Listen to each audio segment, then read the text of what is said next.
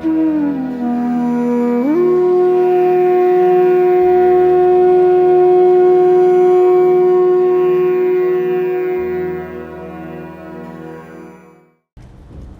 को खोजने वाले सभी साधकों को हमारा प्रणिपात।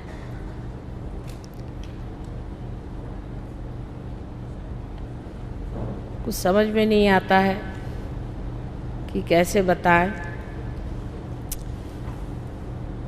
कि हम ना कहीं जाते हैं ना आते हैं, हमेशा आप ही के पास रहते हैं। लेकिन इस विचार से कि आप लोग ये सोचते हैं हम चले जाएंगे,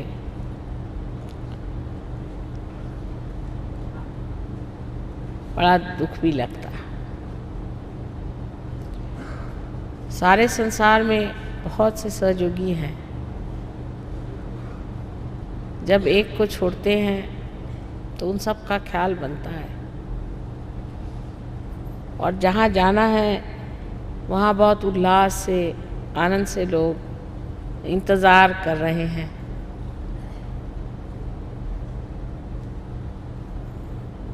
बड़ी द्विधा स्थिति है। लेकिन आना और जाना ये जीवन की परिपाटी है। उसमें हमने क्या पाया सो ही महत्वपूर्ण है, और सबसे महत्वपूर्ण है अपने आत्मा को प्राप्त करना। एक साहब ने आज पूछा कि सहयोग करने से क्या लाभ होगा, ये मेरी समझ में नहीं आया, इसलिए आप मुझे इसको सीधे शब्दों में समझाइए। तो मैंने कहा सारा रामायण कह दिया, लेकिन अब तुम जानना चाहते हो तो एक सर्वसाधारण तुलना से, एनालॉजी से आपको मैं समझाती हूँ। जैसे कि एक मोटर कार है, ऐसा ही हमारा जीवन है समझ लीजिए, और परमात्मा ने हमें ये जीवन दे दिया। इस कार में एक एक्सेलरेटर है और एक ब्रेक है। अभी हमें मोटर चलाना नहीं आता, तो हम एक तरफ ब्रेक दबा देते हैं तो गाड़ी एकदम ही रुक जाती है, एक्सेलरेटर दबाते हैं तो न जाने किस गड्ढे में पहुंच जाती है। तो धीरे धीरे हम सीखने लगते हैं किस तरह से हम संतुलन इसका साध लें, और उस संतुलन में हम जान लें कि मोटर चलाना क्या चीज़ है। जिस वक्त ये संतुलन एकदम सज जाता है और आपके अंदर स्वयं ही इसका पूर्ण विश्वास हो जाता है, उस वक्त हम कहते हैं कि हम ड्राइवर हो गए। अब अनजाने भी आप चला रहे हैं, आपका चित्त भी कहीं और हो तो भी आप ठीक से गाड़ी हाँकते हैं, फ़ौरन आप ब्रेक लगा लेते हैं, फ़ौरन आप एक्सेलरेटर दबा देते हैं। इसमें आपको अपने पर प्रश्न करना नहीं पड़ता, बिल्कुल सोचे समझे ही आप गाड़ी चला सकते हैं। और इस प्रकार आपको कोई कह सकता है कि आप बहुत निष्णात, बहुत होशियार ड्राइवर भी हैं, लेकिन तो भी आपका जो मालिक है, आपका जो मास्टर है, वो पीछे बैठा है। वो बीच बीच में आपसे कहता भाई धीरे चलाओ, ज़्यादा चलाओ, ये करो वो करो, लेकिन आप इस जीवन के अभी तक मालिक नहीं हुए। ये जीवन जो कि आपने सीख लिया है चलाना, हो सकता है कोई आदमी आपको ज़्यादा रुपया दे तो आप इसे छोड़ के वहाँ चले जाएं, या आप किसी गलत फहमी में पड़ जाएं, या आपको ये लगे कि अगर मैं मालिक ही नहीं हूँ तो इस गाड़ी को क्यों चलाऊं, मैं क्यों न मालिक हो जाऊँ। जब ये इच्छा आपके अंदर आ गई, तब समझना चाहिए आप में महालक्ष्मी तत्व की जागृति हो गई।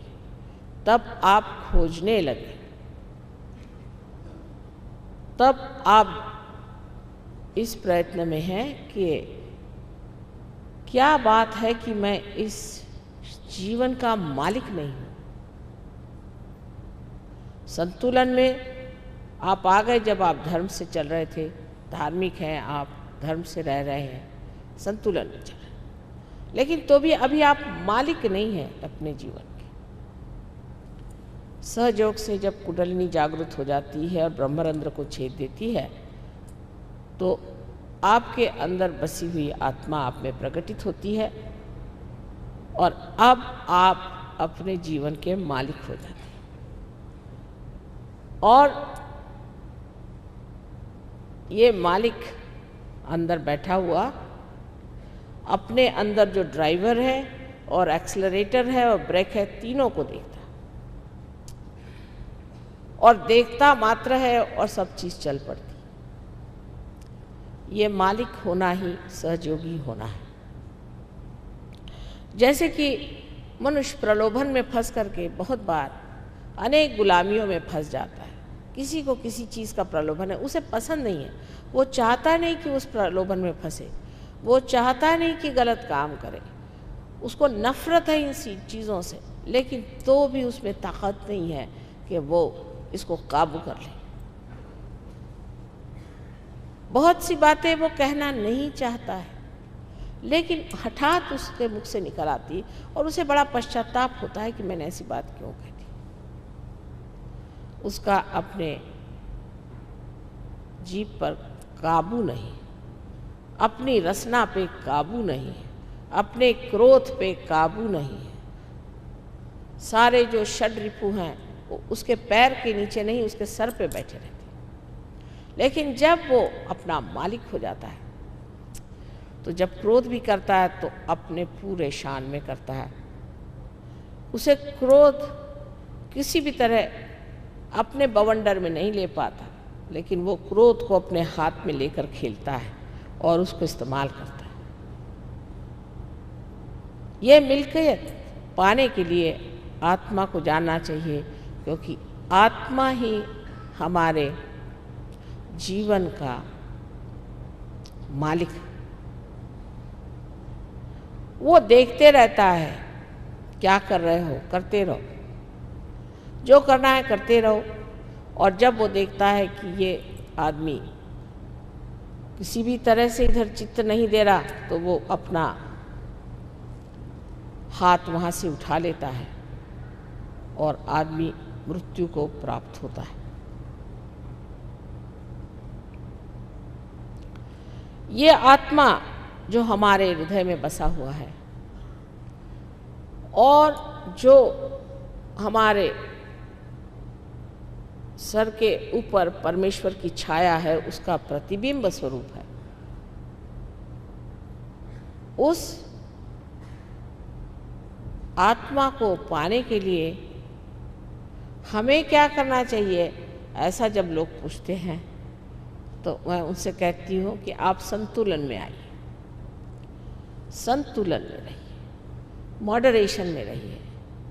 कोई है जो इतना बोलेंगे कि आदमी उससे बोर हो जाए, सोचे अब तो समुद्र में ही कूदना पड़ेगा इस आदमी से बचने के लिए। और कोई है वो बोलते ही नहीं, उनको साइलेंट बोर्ड्स कहते हैं। कुछ भी कहिए उनको, कितना भी कहिए, वो बोलते ही नहीं। कोई है कि इतना काम करते हैं कि 30-35 साल में ही संसार से भाग जाते हैं।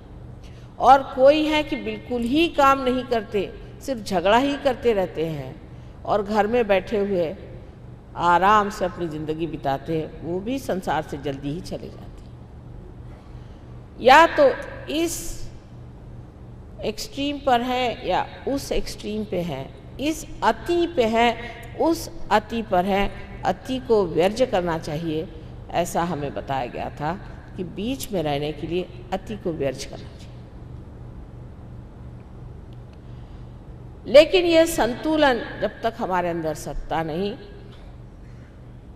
तब तक हम उड़ान भी नहीं कर सकते। इसीलिए आप देखते हैं कि कोई आदमी चट से पार हो जाता है, किसी में टाइम लगता है, उस पर संतुलन अभी नहीं। जीवन संतुलन आना पड़ेगा, तभी ये उड़ान होती है। और जब उड़ान होती है तब जैसे ऐसा आपका चित्त है और ये सारी आपके वॉइड में फैला हुआ है, यहाँ से कुंडलिनी जब ऊपर की ओर ऐसे निकलती है और इस जगह जब वो छेद देती है अपना ब्रह्मरंध्र, तो ये सारा चित्त आपका जो है प्रकाशित हो जाता है। प्रकाशित इस प्रकार होता है कि आप सत्य के प्रकाश में आ जाते हैं। इसीलिए मैंने आपसे बताया था कि एकमेव सत्य जो है वो आप जानते हैं। जैसे यहाँ बैठे बैठे हम जानना चाहें आज किसी के भी बारे में, तो हम जान सकते हैं कि इस आदमी की क्या हालत है। शुरू शुरू में जब लंदन में कार्य शुरू किया था तो बड़ी मुश्किल हुई, हमें बहुत मुश्किलें हुई। उसमें से एक महाशय जब पार हुए तो उन्होंने कहा, आप कहती हैं कि यहीं बैठे बैठे परमात्मा का टेलीकम्युनिकेशन है और सारा ईथर जो है वो एनलाइटेंड है, तो क्या हम जान सकते हैं कोई सी भी बात? हमने कहा, कहले मेरे पिताजी ने मुझे बहुत दिन से चिट्ठी नहीं लिखी, ना ही उनका कोई टेलीफोन आया, क्या बात है? मैंने कहा ऐसे हाथ करके देखो, तो उनका अजीब बात है, इस जगह बहुत जलन आ रही। मैंने कहा ये सारे चक्र पिता के हैं, ये सारे, और ये उंगली जो है विशुद्धि की है, तो हो सकता है अंग्रेजी में, मैंने कहा he must be down with very bad bronchitis, you better telephone. तो उन्होंने टेलीफोन उठाया, स्कॉटलैंड में उनके पिताजी थे, तो उनकी माँ टेलीफोन पे आई, उन्होंने कहा कि पिताजी कैसे हैं? कह रहे he is down with very bad bronchitis. जो मैंने शब्द कहा, जो मैंने वाक्य कहा, उसी तरह का है, बिल्कुल वही उन्होंने कहा। तो ये अवाक रह गए कि माँ यहाँ बैठे बैठे हमने कैसे जाना? मैंने कहा भाई तुम नहीं जाना, मैंने तो नहीं जाना। कह ले फिर इसका इलाज? मैंने कहा इसका इलाज हम तुम्हें बताते हैं, इसके बंधन बताते हैं कैसे, थोड़े मंत्र बोलो अभी ठीक हो जाएंगे।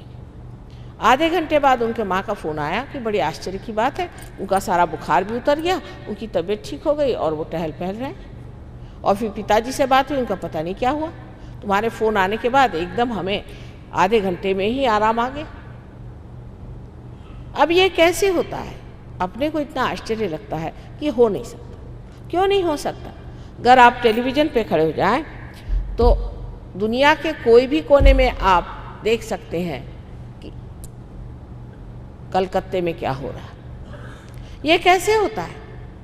अगर किसी देहाती आदमी से जाके बताओ कि भाई देखो ये टेलीविज़न, ये जो डब्बा है, इसमें आप दुनिया की सब तरह की चीज़ें देख सकते हो, वो कहेगा रहने दीजिए, ऐसे बहुत आए थे आपके जैसे जादूगर लोग, ऐसे कहीं हो सकता है? तो एक डब्बा है, क्या बेकार बातें सिखा रहे हो। लेकिन जब आप उसकी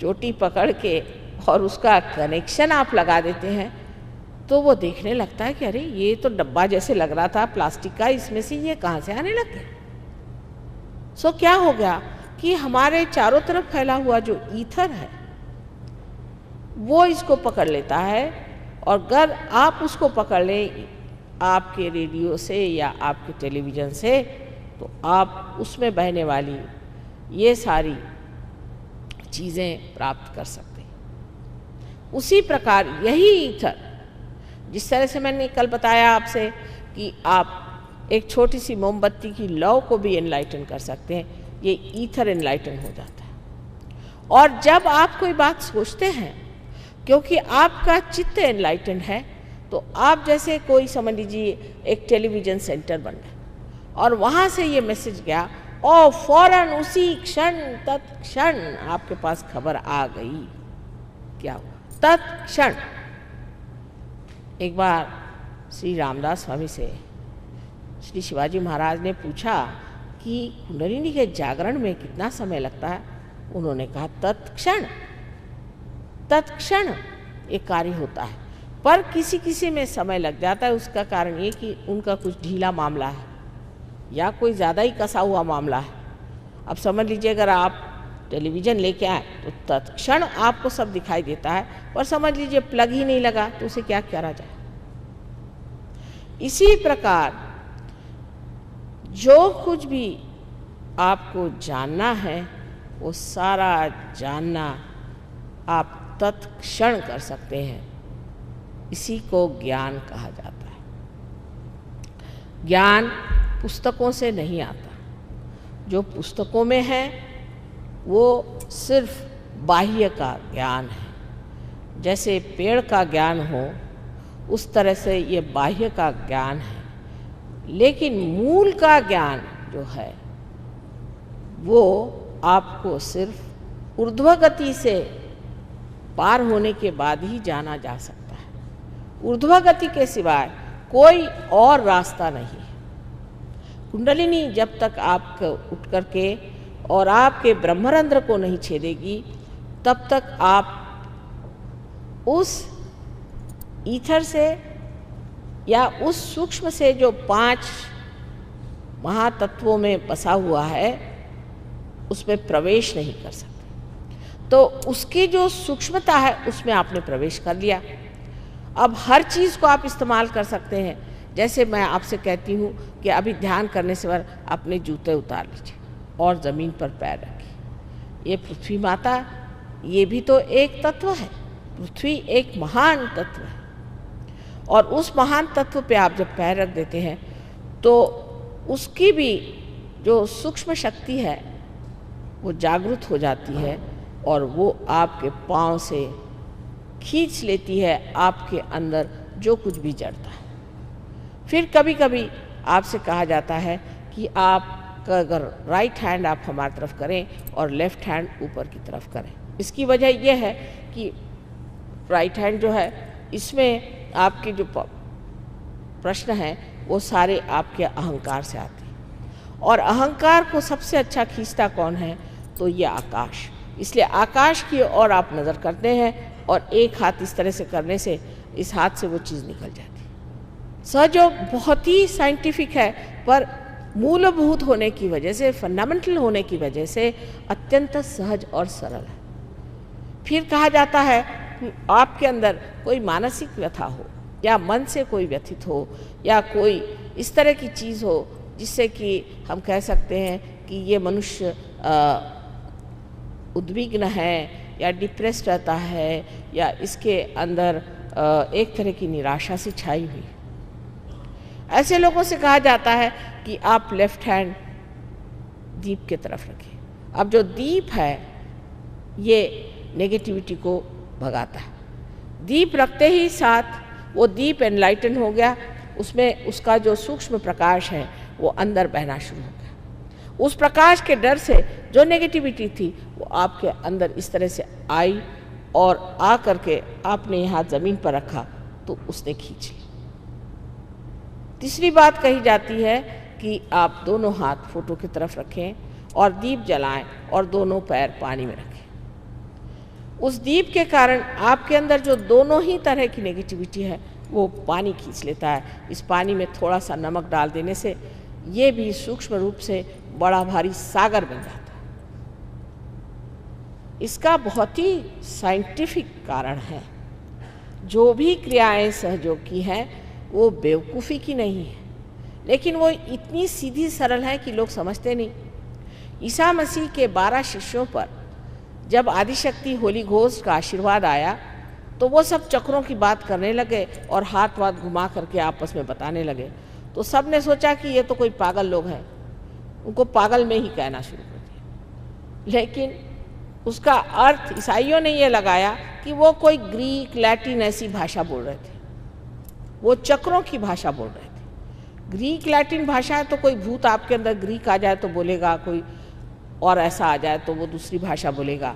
लेकिन वो भाषा बोल रहे थे जो वो थी चक्रों की, जो कि सर्वसाधारण मनुष्य समझ नहीं पाता। जैसे कोई आए साहब तो उन्होंने कहा कि माता जी इनको देखिए, इनका बड़ा आज्ञा चक्र पकड़ा है। तो उनका मतलब क्या? मैं कहा मतलब अभी नहीं बताऊंगी, बाद में बताऊंगी। उसका मतलब ये हुआ कि इनको ईगो चढ़ गया, इनमें अहंकार आ गया। अब अगर उनसे मैं कहूँ कि भैया तुम्हें अहंकार आ गया तो मुझे मार बैठे। सो ये जो भाषा है, चक्रों की भाषा, ये आपको सीखनी होती है क्योंकि अब आप सूक्ष्म हो गए। ये जो ज्ञान है ये आपके जड़ों का ज्ञान है। जो बाह्य में ज्ञान है, साइंस आदि जो वेस्टर्न ज्ञान है, ये सारा पेड़ का ज्ञान है। और वहाँ पेड़ का ज्ञान तो बहुत बढ़ गया, बहुत ज़्यादा पेड़ बढ़ गए लेकिन उनकी जड़ें खत्म हो गई, तो अब वो धीरे धीरे डामाडोल हो रहे हैं और उनको डर लग रहा है कि हमारा सर्वनाश हो जाए। उसकी जड़ें भारतवर्ष में अनादिकाल से हमारे सद्गुरुओं ने और हमारे अवतारों ने ये प्रणाली हमें दी और इसके बारे में बहुत खोल करके बात की गई। जबकि आदि शंकराचार्य आए और जब गुरु नानक साहब और कबीर दास जी ऐसे लोग आए, तब उन्होंने इस बात का पूरी तरह से उद्घाटन किया और दक्षिण में ज्ञानेश्वर जी ने इस पर बहुत बात कही। हालांकि मैंने आपसे कल कहा था कि मार्कंडेय जी ने इस पर 14,000 वर्ष पूर्व बात की थी। अब एक झगड़ा हमेशा खड़ा होता है निराकार और साकार का, इस पर भी थोड़ा सा प्रकाश डाल देना अच्छा है। पहले बात यह है कि जब लोगों ने ध्यान की बात शुरू की तो उन्होंने कहा कि हमारे चक्रों पर देवता बैठे हैं, उनका आप ध्यान करें। जब उनका ध्यान करना लोगों ने शुरू कर दिया तो नासमझी में वो एक एक मूर्ति को लेकर बैठ गए। किसी ने लक्ष्मी जी की मूर्ति बना ली, किसी ने दूसरी मूर्ति बना ली, किसी ने तीसरी मूर्ति बना ली। बस उसकी पूजा करो, आरती करो, ये करो, और कुछ अर्थ ही नहीं निकलता। तो लोगों ने कहा कि अगर शहद लेना है, मधु लेना है, तो फूलों की बात करने से क्या फ़ायदा, वो तो फूल में ही अटक जाता आदमी। तो उन्होंने कहा तुम शहद की बात करो, मधु की बात करो, तो फिर निराकार की बात होगी। इसमें बहुत से लोग आए, जैसे मोहम्मद साहब थे, नानक साहब थे, कबीर दास जी थे। पर यह बात नहीं कि नानक साहब नहीं मानते थे, क्योंकि नामदेव तो मूर्ति पुजारी थे, उनको कैसे इन्होंने माना। और अगर मोहम्मद साहब मूर्ति पूजा को नहीं मानते थे तो मक्केश्वर शिव को उन्होंने क्यों पूजा। लेकिन वो जो बात उन्होंने की थी वो सूझबूझ से, समझदारी से की थी, न मानने से नहीं या मानने से नहीं। क्योंकि वो जो पत्थर है यह अनादिकाल से हमारे पुराणों में लिखा मक्केश्वर शिव है, जहाँ से वाइब्रेशंस आती हैं। ऐसे ही ईरान में हिंडोलिका देवी का भी एक बड़ा सुंदर मंदिर बनाया गया था, ऐसे अपने पुराणों में लिखा और मैं उसे देख आई। आश्चर्य की बात है कि हम लोग अपने बारे में जानते नहीं हैं और इस वजह से गलत इन लोगों को समझ लेते हैं। नानक साहब ने उस वक़्त समय के अनुसार ये कहा कि आप निराकार की ही बात करो, शहद की ही बात करो, मध की बात करो, छोड़ो फूलों। लेकिन वो भी बात ही बात रह गई, मनुष्य ने उसको भी बात बना लिया। जो मोहम्मद साहब ने किया वही नानक साहब ने किया, लेकिन सब बात में बात रह गई और लोगों ने निराकार की सिर्फ बात ही बात कर दी। चाहे आप फूलों की बात करें, चाहे आप शहद की बात करें, सब बात रह जाती है। मधु को पाने के लिए आपको होना चाहिए मधुकर, आपको बी होना चाहिए। जब तक आप मधुकर नहीं होंगे आप शहद तक पहुंच ही नहीं पाएंगे। ये सहज योग है कि निराकार साकार का झगड़ा खत्म। अब आप मधु को पाइए, पहले आप शहद को पाइए, फिर बात करेंगे। उसका जब आप स्वाद पाइएगा तो आप सामने आ जाइएगा और कहिएगा कि माँ ये आनंद हमने पाया नहीं, ये निरानंद है, ये हमने पाया नहीं। ये इतनी सुख की चीज़ है, इतने आनंद की चीज़ है। और अपने अंदर के सहज परिवर्तन को देख के आप आश्चर्यचकित होंगे कि मैं इतना क्रोधी आदमी था, मुझे क्या हो गया। मैं तो शराबी कबाबी था, मुझे क्या हो गया। कितना भी कहिए, मुसलमान लोग कहते हैं कि इस्लाम में शराब मना है, लेकिन मैंने ऐसे ऐसे मुसलमान देखे हैं कि उनके सामने शराब खाने खाली हो जाए। और जितनी कविता शराब खाने के बारे में लिखी है वो सारी मुसलमानों ने लिखी। नानक साहब कह गए शराब को भी, उस वक़्त में मोहम्मद साहब के समय में सिगरेट नहीं थी, उन्होंने सिगरेट को मना किया क्योंकि उस वक़्त सिगरेट नहीं थी, तो उन्होंने सिर्फ शराब की बात की। तो इन्होंने ये कहा कि भाई सिगरेट भी नहीं पी और शराब भी मत पी। लेकिन आप लंदन में देखें तो स्कॉटलैंड के लोग कहते हैं कि हमसे ज़्यादा तो सिख ही लोग शराब पीते हैं, अगर सिख लोग यहाँ से चले जाएंगे तो हमारी शराब कौन खरीदेगा।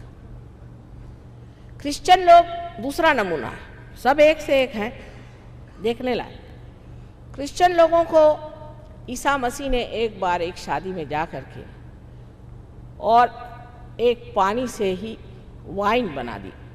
वाइन का मतलब होता है हिब्रू में द्राक्ष का रस। वो तो बहुत आसान चीज़ है। तो इन्होंने उसका अर्थ लगाया अल्कोहल। आप ये बताइए कि 1 मिनट में कोई अल्कोहल बना सकता? उसको तो सड़ाना गलाना पड़ता है सालों, तब जाके अल्कोहल बनता। लेकिन इस बात को नहीं सोचेंगे, उन्होंने उसमें से निकाल लिया कि ईसा मसीह ने तो हमको शराब पीने की हाँ कर दी। और आश्चर्य की बात है, कोई मरता है तो शराब पीते हैं और कोई पैदा होता है तो शराब पीते हैं। ऐसे अब लोगों को क्या कहा जाए? उसी प्रकार अब जैन लोगों की बात करें कि इन्होंने ये ले लिया अपने सर में कि हमें गोश्त मच्छी नहीं खाने का, पर शराब पीने में कोई हर्जा नहीं। जैन लोग ऐसी शराब पीते हैं कि बड़ा आश्चर्य होता है। जो चेतना के विरोध में चीज़ जाती है, जो कि शराब है, उसको पीते रहते हैं।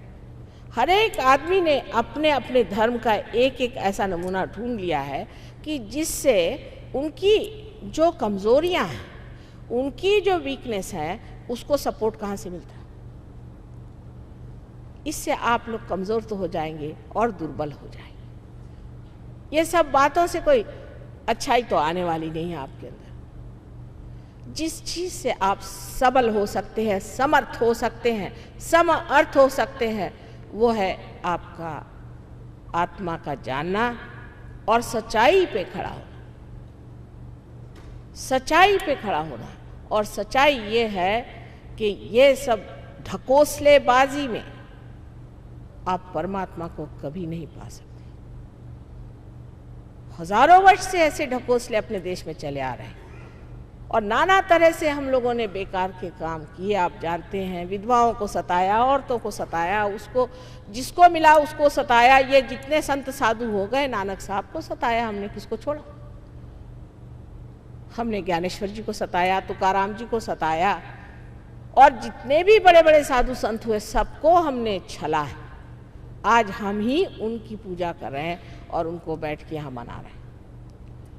दूसरे आश्चर्य की बात है कि कबीरदास जैसा महान एक अवतरणी समझ लीजिए, और रैदास दूसरे एक बहुत बड़े हो गए। उनको शूद्र समझ करके हिंदुस्तान में उनका कहीं भी मंदिर नहीं बनाने दिया। तो जाके वो बना कहाँ? तो इंग्लैंड में। बड़ी शर्म आती है। अंग्रेज लोग तो इस बात को पकड़ लेते हैं कि इनका मंदिर आपके यहाँ नहीं बन पाया, हमारे यहाँ बन गया। तीसरी बात यह है कि हमने जाति के नाम पर एक बड़ा भारी ढोंग रचा। जाति मनुष्य की, मैंने आपसे पहले बताई, वही होती है जो उसकी इच्छा होती है, एप्टीट्यूड होती है। जो इंसान शूद्र के काम करता है, शूद्र माने जो सबके सामने आगे पीछे दौड़ता है, जैसे मिनिस्टरों के पीछे लोग दौड़ते हैं ना, जी हाँ जी हाँ जी हाँ, वो शूद्र लोग। जो लोग मंदिरों में जाते हैं, उनसे जो लोग भीख मांगते हैं, वो महाशूद्र है। ये शूद्रता का लक्षण है। और जो ब्रह्म को जानना चाहता है वो ब्राह्मण है। और बाकी अपने तिलक लगा के घूमने वाले ब्राह्मण, जो हम लोग से रुपया पैसा खींचते हैं, वो किसी भी तरह से ब्राह्मण हो ही नहीं सके। वो तो चाकर हैं आपके। कल ही एक हमसे कहने लगे, हमारे यहाँ एक पुरोहित जी आते हैं, हमारे कुल के पुरोहित जी, उनको हमने गुरु मान लिया। मैंने कहा वो आपके दम पे रहते हैं, आप उनको पैसा देते हैं, उनको आपने गुरु कैसे मान लिया? गुरु को तो कोई खरीद नहीं सकता। गुरु को अगर आप खरीद ले तो गुरु हो गया आपका चाकर। और जो आजकल के गुरु घंटाल निकले हुए हैं, इनकी और एक विशेषता है कि ये कुछ धंधा वंदा नहीं करते हैं, आपके दम पर रहते हैं। इनकी अपनी एक पैसे की कमाई नहीं, आपके दम पर रहते हैं। अगर आपसे कहा जाए कि आप मुफ्त मेरे घर में आके रहिए, तो आप कभी नहीं तैयार हो, क्योंकि आपके अंदर आत्मसम्मान है। पर इनमें वो भी आत्मसम्मान नहीं। मुफ्त में आपका पैसा मार, मुफ्तखोरी, इससे पैसा ले, उससे पैसा ले, उससे पैसा ले, और बड़े बड़े रोल्स रॉयस खरीदो, और फिर आप दुनिया भर में भटकते फिरो।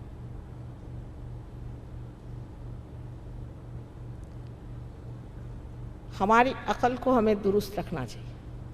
हम ऐसे युग में आए हुए हैं कि ये घोर कलयुग है, और इस घोर कलयुग में भ्रांति इतनी मनुष्य को हो जाती है कि वो किसी भी चीज़ को सत्य समझ के लग जाता है। बस इसको हमने सत्य माना, आप चले। अरे भाई, पर इस सत्य से तुमको क्या लाभ हुआ? कुछ नहीं, ये हमारा सत्य है। बकरी की 3 टांग जो कही जाती है, और यही हमारे लिए सत्य है, और हम कोई बात सुनने को तैयार हैं। तो जाइए उसी रास्ते। सत्य एक अनुभव है आपके सेंट्रल नर्वस सिस्टम पर। बार बार मैं कहूँगी, सत्य कोई ऐसी बुद्धि से मान लिया ये सत्य है, उसको पकड़ लिया, ये सत्य नहीं होता है। सत्य आपके सेंट्रल नर्वस सिस्टम पे आपने जानना है। ये बात सबने लिखी है, खासकर मोहम्मद साहब ने साफ साफ लिखा है कि जिस वक़्त रिजरेक्शन का कयामा का समय आएगा, उस वक्त आपके हाथ और पैर बोलेंगे। लेकिन मुसलमान इस बात को नहीं मानने वाले, वो वही 5 बार की नमाज मैकेनिकल करते रहेंगे। मिलना कुछ नहीं, बाद में जाके शराब पिएंगे। नमाज पढ़ ली ना, बस हो गया, तौबा कर लिया। एक बार तौबा कर लिया तो क्या हुआ, कल फिर पी के फिर तौबा कर लेंगे।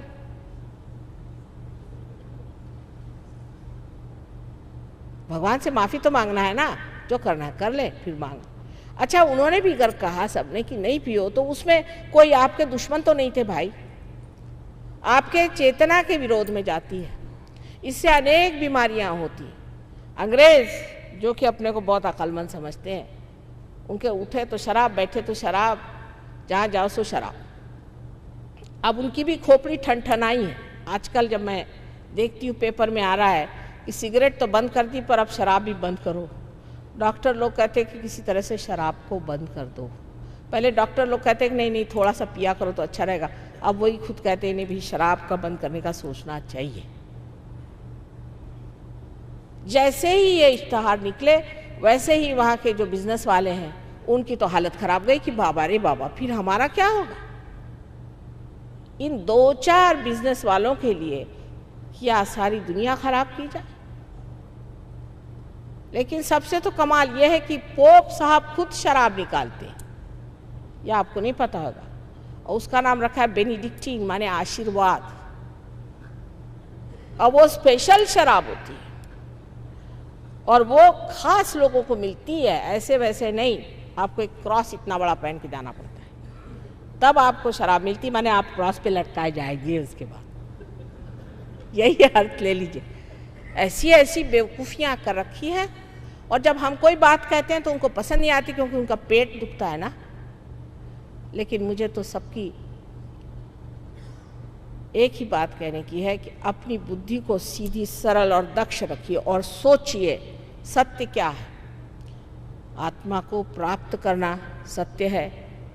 जब मैं अमेरिका गई थी पहली मर्तबा, तो वहाँ चौधरी साहब थे, अब नहीं रहे। उनका माँ, आप अपने लेक्चर्स जो है उनको रजिस्टर्ड करवा लीजिए, कुछ ऐसी चीज़। तो मैंने कहा क्यों? कहले कोई भी आपके शब्द उठा लेगा और आपके बारे में बोलेगा। मैंने बोलने तो बड़ी अच्छी बात है, मैं तो अच्छी बातें बोलती हूँ, बोलेगा तो कोई हर्ज नहीं। तो मैंने कहा कि आपका फिर से जन्म होना चाहिए, आपका पुनर्जन्म होना चाहिए। तो वहाँ पर एक नई चीज़ निकल आई है, बॉर्न अगेन। बॉर्न अगेन कौन है आप? मैं बॉर्न अगेन। झूठ मूठ का अपना सर्टिफिकेट लगा घूम रहे।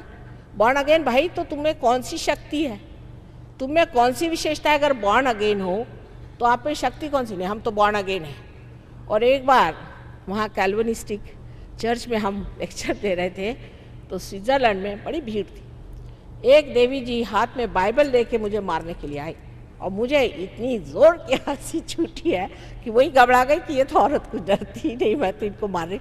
मैंने कहा सब में तुमको बाइबल ही मिला मुझे मारने के लिए, और कोई चीज़ लेके आ।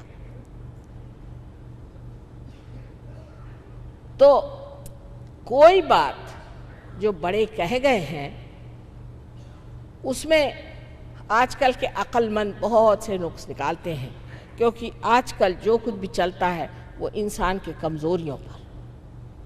कौन सी किसको कमज़ोरी है देख के आ जाओ। एक वैद्य जी थे, उन्होंने अपने शिष्य से कहा कि वो गांव का पता लगाओ कि जहाँ दही बगैर ज़ीरा डाले खाते हैं। तो उनका हाँ एक है जगह, बस जाके वहाँ जम गए, क्योंकि अगर बगैर ज़ीरे के वो दही खाते तो बीमार तो पड़ेंगे। तो उनका इलाज वैद्य जी कर सकते हैं। इसी प्रकार आजकल का सारा व्यवहार और मैनिफेस्टेशन है कि लोग चाहते हैं किस तरह से इनको चंगुल में फंसाया जाए और रुपया बनाया जाए। जब रुपया ही भगवान हो गया, जैसे अमेरिका के लोग कहते हैं, अमेरिका के गुजराती जो गए हैं वो कहते हैं कि डॉलर मारा भगवान। उनके लिए डॉलर नहीं कहते, डॉलर उनका भगवान है। और यहाँ से जितने भी हिंदुस्तानी बाहर गए हैं उनको देख के मैं ये कहती हूँ कि अगर हिंदुस्तान से आम के अगर आप पेड़ ले आइए तो उससे आम तो होगा ही नहीं, होना कैसे हो सकता है उस आबो हवा में, लेकिन उससे एप्पल भी नहीं होने वाला। वो हालत इन लोगों की है। और वहाँ जाकर के कुछ ऐसे ऊल झलूल हो गए हैं कि बुढ़ी बुढ़ी औरतें ट्राउजर्स पहन करके घूमती हैं, अजीब अजीब सी शक्लें बना घूमती हैं। मुझे आश्चर्य नहीं होगा थोड़े दिन में हमारे हिंदुस्तानी भी पंख बने घूमेंगे, क्योंकि बिल्कुल ही उनकी अकल मारी गई है और उनके अंदर कोई अपना व्यक्तित्व नहीं, अपनी कोई भी पर्सनालिटी नहीं है। जो जैसा कहता है वैसे चलते हैं। अब हमें सोचना है कि इस आत्मा तत्व को पाने से हमारे अंदर सत्य का प्रकाश हुआ। सत्य हम इस मस्तिष्क से, ब्रेन से जानते हैं।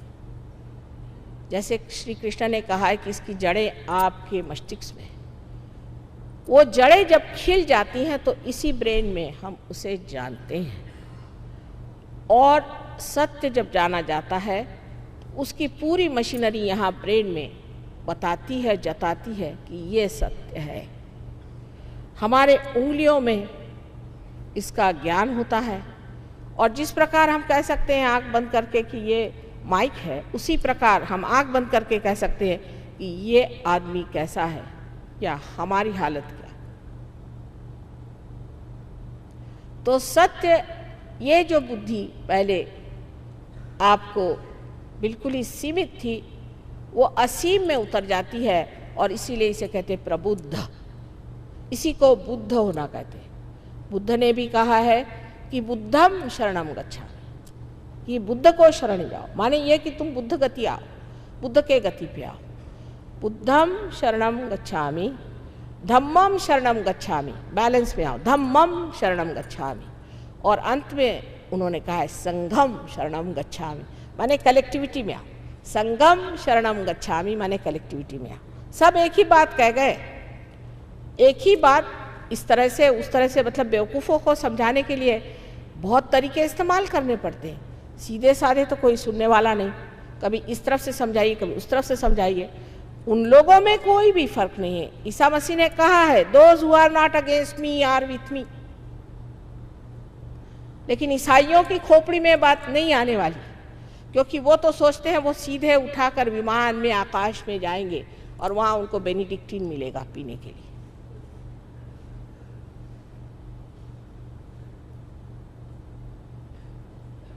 ये जो हमारी दशा है कि हम इस तरह से अंधाकुरण करके और अंधे जैसे इन सब चीज़ों में बहक रहे हैं। धर्म तो हमारे पेट में बैठा हुआ है, यहाँ पर धर्म है। इसकी 10 आपसे मैंने बताया वैलेंसीज है, और इससे जब आप च्युत हो जाते हैं तो आप अधर्मी हो जाते हैं, अमानव हो जाते हैं। लेकिन ये जब धर्म ठीक से बैठ जाता है तभी आपका उत्थान हो सकता है। तो आप सत्य को जानते हैं, सत्य को जानते हैं, आपका जो चित्त है वो आलोकित हो जाता है, तो आप चित्तमय हो जाते हैं। इसलिए आप सत्य चित्त हो जाते हैं और आपका हृदय आनंद से भर जाता है। सुख और दुख एक ही कॉइन के 2 हिस्से हैं।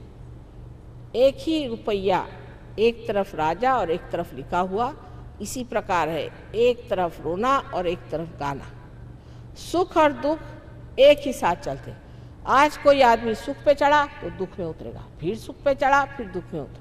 आशा निराशा के इस झगड़े में ही मनुष्य झमेले में पड़ा रहता है। लेकिन आनंद एकमेव होता है, उसमें सुख और दुख का विभाजन नहीं। आनंद में मनुष्य शांत चित्त होकर के सारी चीज़ को देखता है जैसे कोई खेल हो रहा है, जैसे कोई नाटक हो रहा है, सब चीज़ को देखता है।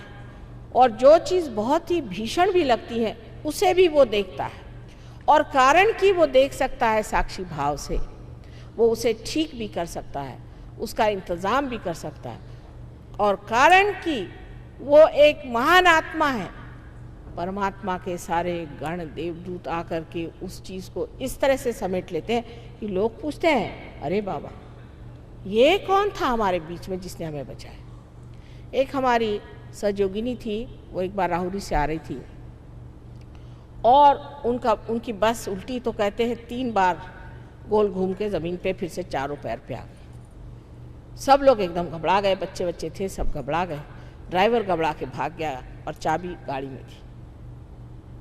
तो सब बिल्कुल जब देखा कि किसी को कोई चोट नहीं आई, कोई क्षति नहीं आई, सब हैरान।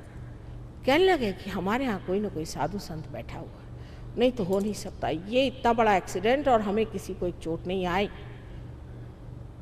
तो देखने लगे तो मेरी अंगूठी पहने हुए थे, वहाँ महाराष्ट्र में तो लोग मुझे जानते हैं, हाँ आप ही हैं, आपके वजह से। तो उन्हीं के पैर पे आने लगे, उनका मेरे पैर पे मत आई। फिर एक साहब को ड्राइविंग आती थी, वो गए, उन्होंने ले जा करके और गाड़ी ऊपर लाई और वो सीधे सीधे फिर बम्बई पहुंच गए। ऐसे अनेक अनेक चमत्कार आपको लोग बताएंगे जिसके कोई व्याख्या ही नहीं कर जाती। लेकिन ये चमत्कार ऐसे नहीं कि हाथ से अंगूठी निकाल के आपको दे दी या ऊपर से आपको बबूथी निकाल दी। ये तो सब स्मशान से चली आ रही थी बबूत, और कहाँ मिलेगी। और आप उसी पे फिदा हो गए कि हमें हीरा मिल गया। एक साहब हमारे पहचान के थे, वो लेके आए, मुझे हीरा दिया। मैंने कहा क्यों, आपके पास कोई हीरे की कमी? ना ना, वैसे तो बहुत है, पर आशीर्वाद स्वरूप मुझे मिला। मैंने कहा फिर आप मेरे पास किस लिए आए? मेरे पास तो ऐसा हीरा उरा नहीं है। नहीं नहीं, मैं तो आपके पास इसलिए आया कि मेरे घर के हीरे गायब हो रहे हैं। मैंने कहा ठीक, अपनी भाभी को बुलाओ। उनकी बीवी आई, उनसे मैंने पूछा, उनको ज़रा बंधन वंदन दिए। मैंने पूछा बोलिए क्या करती हैं आप? कहले मैं कुछ नहीं करती, पर मेरे अंदर एक बाबा जी आते हैं और मुझसे कहते हैं कि भाई ये सब हीरे उरे तो पत्थर है, वो मुझे दे दो। मैंने कहा वाह, आप तो घर गृहस्थी की औरत हैं, आप जिस घर में रहती हैं, जिस गृहिणी के आप हैं, जिस तरीके से घराने में रहना है, उसमें आपको 2-4 हीरा उरा तो पहनना ही पड़ेगा। आप बड़े घर की लक्ष्मी हैं, आप तो नंगे हाथ तो घूम नहीं सकती। और आप इतनी बड़ी डॉक्टर हैं, आप ये नहीं समझ पाती हैं कि अगर ये आपके लिए पत्थर है तो इस सन्यासी बाबा के लिए तो ये बिल्कुल ही बेकार चीज़ होनी चाहिए, वो आपसे क्यों ले रहा है? तब उनके दिमाग में ठनका, हाँ ये तो बात है। मैंने कहा अब तो गए सो गए, अब मेहरबानी करके उधर जाने की ज़रूरत नहीं। लेकिन उसके बाद भी पतिदेव को हार्ट अटैक आया, उनको ये बीमारी हुई, वो बीमारी। लेकिन लोगों का पागलपन है कि हीरा लेने, आज तक किसी भी साधु संतों ने, अवतरणों ने हीरा दिया सो सुनती नहीं हूं मैं। ये पता नहीं कहाँ से प्रचलन हो गया। शिरडी के साईनाथ ने एक बार पानी से दीप जलाए थे, ये बात सही है, ये हो सकता है। अभी मैं इटली गई थी, वहाँ पर वहाँ के जो मुख्य थे संचालक वहाँ के टेलीविज़न के, उन्होंने मुझसे कहा कि माँ आप पहले मुझे पार कराइए, फिर मैं आपका प्रोग्राम कराऊंगा। मैंने कहा अच्छा, एक क्षण में पार हो। मैंने उनसे कहा कि देखिए मैं चाहती हूँ कि आप पार होने से पहले कृपया एक काम करिए कि थोड़ा सा मैं आपको पानी देती हूँ, वो आप पी लीजिए। तो उन्होंने कहा अच्छा, पानी मंगाया। मैंने उसमें ऐसे उंगली की और कहा आप पी लीजिए इसे। नहीं पानी तो नहीं है। मैंने कहा क्या है? ये तो वाइन है। मैंने कहा वाइन नहीं, ग्रेप जूस है, आप पीजिए। कहने रहा ऐसे कैसे हो सकता है, पानी का ग्रेप जूस कैसे हो सकता है? मैंने कहा क्यों नहीं हो सकता, ये चमत्कार हो सकता है, पर किसी को हीरा दे के बेवकूफ़ बनाना ये चमत्कार नहीं। तो आनंद जो अपने हृदय में है वो पाने के लिए आत्मा को जागरूक करना चाहिए, आत्मा क्षेत्रज्ञ है, वो सारे क्षेत्र को जानते हैं और वहाँ से वो देखते रहते हैं। लेकिन जब कुंडलिनी की आभा वहाँ पहुँचती है तो सारा ही क्षेत्र आलोकित हो जाता है, मनुष्य का जीवन ही बदल जाता है, उसकी सारी जो प्रायोरिटीज़ है वो बदल जाती है और वो एक नए तरह के जीवन में उतरता है, उसका परिवर्तन हो जाता है। इस परिवर्तन का होना नितांत आवश्यक है। आज हम देख रहे हैं कि दुनिया में कोई भी चीज़ पकड़ी नहीं जाती, समझ ही नहीं आता कि ज़मीन है कहाँ, हम कहाँ खड़े हैं। ये ज़मीन आपकी आत्मा है जिसे आपको खोजना है और पाना है, और पाने के बाद उसमें स्थित होना है। अब बहुत से लोग सहयोग में आते हैं, जबकि मैं भाषण देने आती हूँ, न जाने क्यों मुझे सुनने हज़ारों लोग चले आते हैं, पर उसके बाद चिपकते बहुत कम है, गोंद लगाकर भी नहीं चिपकते और अपनी वृद्धि नहीं कर लेते, न जाने क्या बात है।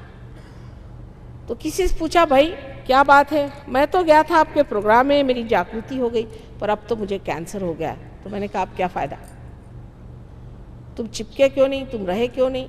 नहीं, उसमें के एक जो सहयोगी साहब थे वो ज़रा से बहुत हमसे आकड़ के बात की। तुमसे उससे क्या मतलब है भाई, तुम बैठो ध्यान करो। अगर कोई बात हो, किसी ने आकड़ के, वहाँ कोई तुमसे इलेक्शन तो लड़ नहीं रहा कि भैया आइए बैठिए आपके गले में मैं हार पहनाता हूँ।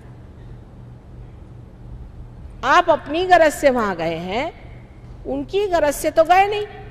आपको अपनी समझ होनी चाहिए कि भाई मैं आया हूँ यहाँ कुछ लेने के लिए, तो आप पहले आके, मेरे लिए कुर्सी नहीं, उनके लिए कुर्सी, यहाँ बैठने को नहीं मिला, वहाँ नहीं बैठने को मिला, तुम क्यों कुर्सी में बैठे हो, वहीं सिर फुटअव्वल चुरा। ये कोई परमात्मा के दरबार में आने की बात नहीं। इसीलिए नानक साहब ने कहा था कि सेवा कराओ पहले से, और सारे गुरु लोग ऐसे ही करते रहे। एक गुरु हैं, वो गगनगढ़ पे रहते हैं, तो उनसे हम मिलने गए थे। उन्होंने सबसे बताया कि माँ आ गई, अब मेरे पास आने की ज़रूरत नहीं, तो हम मिलने गए थे। तो कहने लगे कि कोई अगर ऐसा वैसा मिले तो उसे मेरे पास भेज दिए, उसको मैं ठीक कर दूँगा। मैंने कहा अच्छा भाई भेज देंगे, मुझको क्या मालूम ये गुरु लोग क्या होते हैं। एक महाशय ने ज़रा मुझे परेशान किया। मैंने कहा तुमको गुरु ने, उन्होंने बुलाया, जाओ तुम गुरु गगनगढ़। आहा, गुरु महाराज ने बुलाया तो भागे गए वहाँ पर। 1 महीने बाद देखती हूँ कि बैठी हुई हूँ मैं ऐसे, और सामने से 2 आदमी उनको उठा के ला रहे हैं, और ये जो तंगड़ियाँ हैं ये गले में फंसी हुई, ऐसे लटकाते लटकाते मेरे आँख में आंसू आ गए। मैंने कहा हुआ क्या बेचारे को, ये क्या कर दिया? आए, उनको ला के बिठाए, वहाँ से कुर्सी रखी। मैंने कहा हुआ क्या? कहने लगे कि माँ मैं वहाँ गया और गुरु महाराज ने मेरी तो हालत ख़राब कर दी। मैंने कहा क्यों?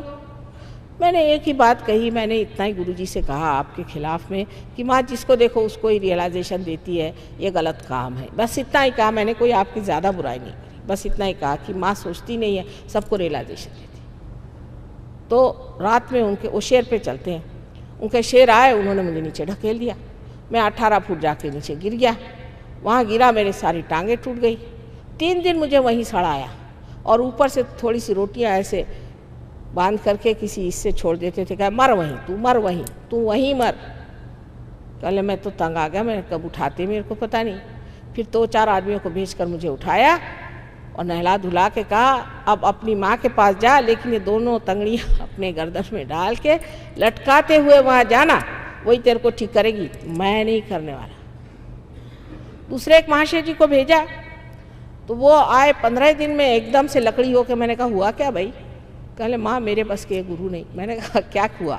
कहले उन्होंने मुझे बताया कि यहाँ पर एक मंदिर है शिव जी का, उसको जा कर के रोज़ 2 बाल्टियाँ ले जाओ और धो, और वो 3 मील ऊपर चढ़ के जाना पड़ता है, तब वो मंदिर में धोता था। धोते धोते 15 दिन में मेरा ये हाल होगा, मेरे बस का नहीं, मेरे हाथ थर थर थर थर काँप रहे। और डॉक्टर साहब थे, अपने बड़ा बघारते थे, डॉक्टर साहब की हालत ख़राब गई।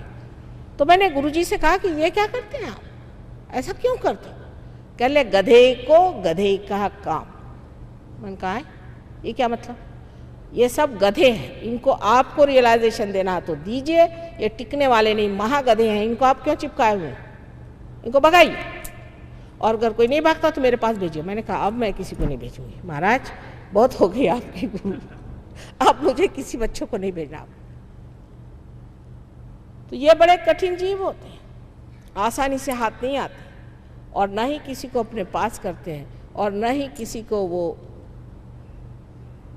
पार कराते हैं, क्योंकि वो सोचते हैं उनके अलावा सब गधे हैं। लेकिन मैं तो माँ हूँ, माँ कभी अपने बच्चों के बारे में ऐसा नहीं सोचती। वो सोचती है मेरे सभी बच्चे पार हो जाएं, सभी इसको प्राप्त करें, सभी सच्चिदानंद होकर के संसार में आनंद से रहें, सबको सुख हो जाए, सबको परमात्मा के साम्राज्य में जगह मिले और ऊंचे से ऊंचे पदवी पर बैठे। यही माँ की हार्दिक इच्छा होती है और उसको इससे क्या ज़्यादा चाहिए। अब आप लोगों पर है कि आप में यह हार्दिक इच्छा अपने बारे में है या नहीं। इसीलिए क्योंकि ये इच्छा कम है, ये शुद्ध इच्छा जो कुंडलिनी आपके अंदर है, जिससे आपने इसे प्राप्त किया है, वो शुद्ध इच्छा जब तक आपके अंदर पूरी तरह से बैठेगी नहीं, आप कुछ पा न सकेंगे। और अगले साल फिर मैं आने पर फिर वही हालत है। जब तक आप सेंटर में नहीं जाइएगा आपकी प्रगति नहीं हो सकती है, क्योंकि ये सामूहिक चेतना का कार्य है। अब जंगलों में बैठने का या कहीं एक जगह बैठने का कार्य नहीं, ये सामूहिक चेतना का कार्य है। मैं बार बार आपको कहती हूँ और फिर से विनती करके कहती हूँ कि इस बार न चूकिएगा। सेंटर में जाइए, थोड़े दिन में आप जान जाइएगा कि क्या मज़ा है और क्या चीज़ है। आपको किसी चीज़ की अभी मनाही नहीं, लेकिन आप स्वयं ही इस चीज़ को छोड़ देंगे जो चीज़ आपके लिए गलत है। कल समझ लीजिए मेरे इस पर अगर कोई दाग लगा है और आप कहें मैं ना देख पाऊँ तो मैं आपसे नाराज़ हो सकती हूँ, पर अगर मैं देख सकती हूँ तो मैं चाहूँगी कि इसे धो डालूँ। अगर आपने हाथ में सांप पकड़ा है और अंधेरे में आप खड़े हैं, कोई कहे सांप है तुम्हारे हाथ में, कहे नहीं नहीं सांप नहीं रस्सी, लेकिन जब लाइट आएगी तो आप अपने आप छोड़ दीजिएगा। सिर्फ काम यह है कि आपको लाइट के नीचे ला के खड़ा कर देना, आप अपने आप ही सारा प्रश्न सॉल्व कर सहयोग में। और जो पहले प्रणालियाँ होगा एक बड़ा भारी अंतर है, क्योंकि ये माँ का सहयोग है। हमने ये सोचा कि हर एक चक्र को साफ करो, हर एक चक्र पे मेहनत करो, इसमें बड़ा समय जाएगा। इतनी ज़िंदगी कश्मकश की और दुख से भरी हुई है, बेहतर है कुंडलिनी को जागरण दे दो। हल्की सी धुंधली सी भी अगर रोशनी आ जाए तो उस रोशनी में मनुष्य देख पाएगा कि उसके अंदर क्या दोष है, वही स्वयं का गुरु होकर के सब चीज़ स्वच्छ कर दे।